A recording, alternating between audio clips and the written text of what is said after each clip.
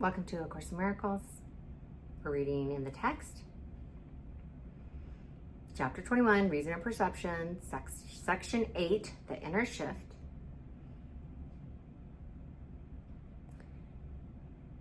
And we will start in paragraph 2. The constancy of joy is a condition quite alien to your understanding. I'll pause here and say, Brene Brown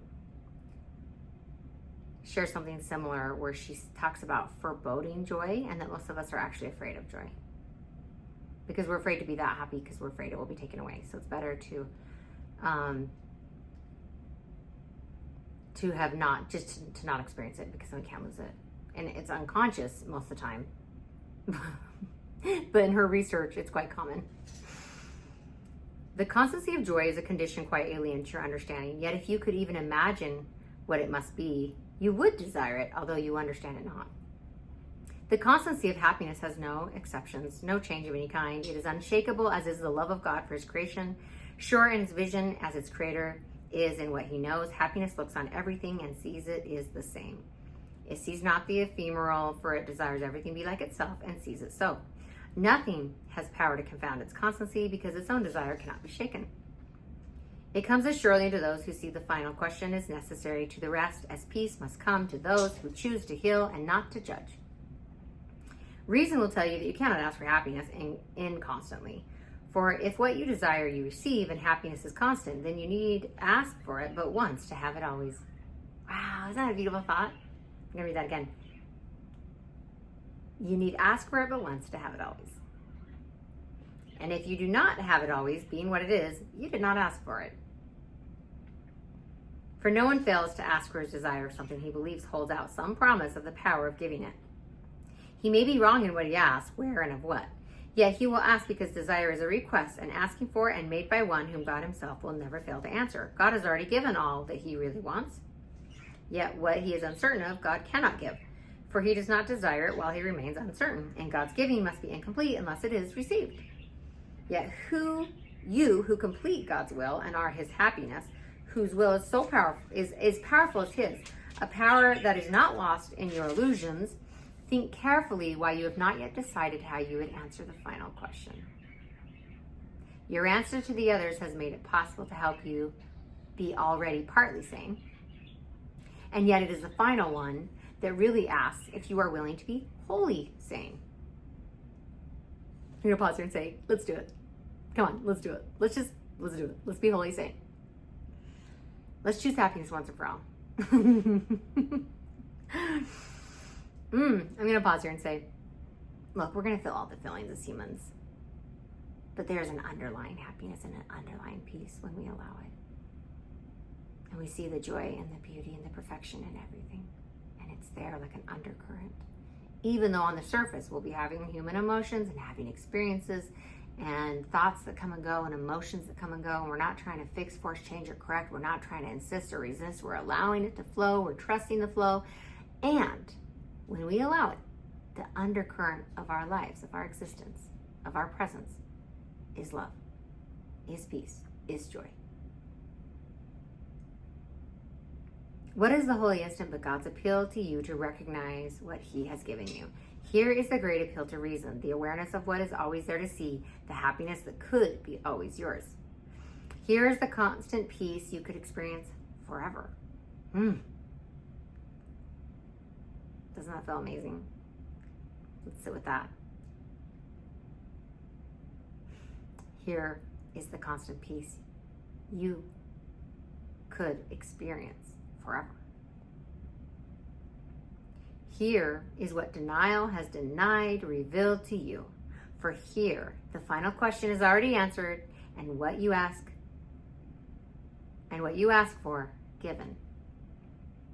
Here is the future now. For time is powerless because of your desire for what will never change.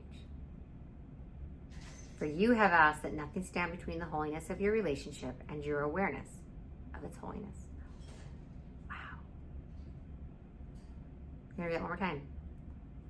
You have asked that nothing stand between the holiness of your relationship and your awareness of its holiness.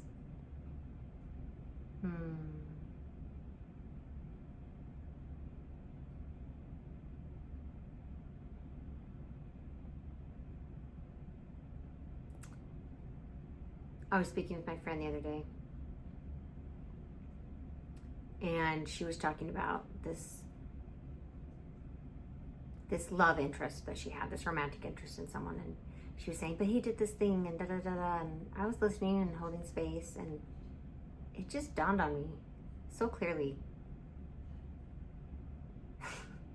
that everybody is here for us, not against us.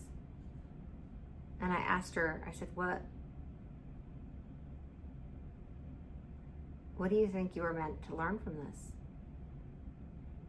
And do you think it's possible he showed up for you to learn this, not to hurt you? And she sat with that. And then she felt it so deeply that she started to weep. And she said, oh my goodness. This was hard for him too. This was difficult for him too. I can feel that he showed up for me, not against me. I'm not here to excuse anyone's bad behavior. A Course in Miracles isn't talking on the level of ego. It's not talking on the level of human activity. It's talking on the level of beyond the nightmare, beyond the daydreams. It's talking at the level of reality, on a soul level. That we came to Earth School to have these experiences, to learn and grow and change and evolve.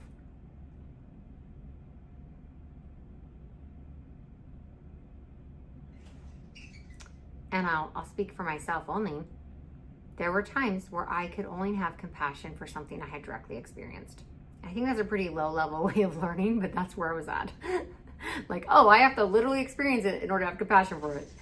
Nowadays, I've learned to have compassion for everything because I don't want to have to go through everything to have compassion for it. I would just like to presuppose and understand that there are reasons why people do what they do, and I don't have to understand them. I can just have compassion for them.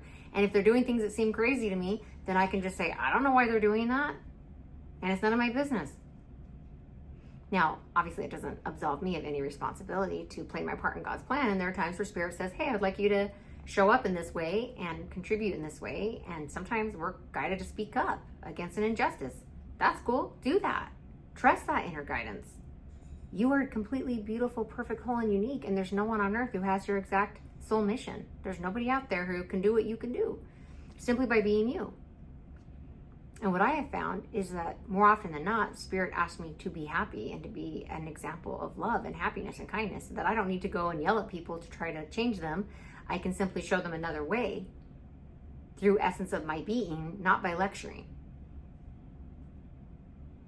The most effective way showers in my life were people who were living in a way that I wanted to live, that looked good. It wasn't the people who screamed at me or shamed me that made me want to change. It was the people who were self-effulgent and happy and wise, and I could see it. And I thought, wow, what is this? I want that. Be that. Be you. Be that example.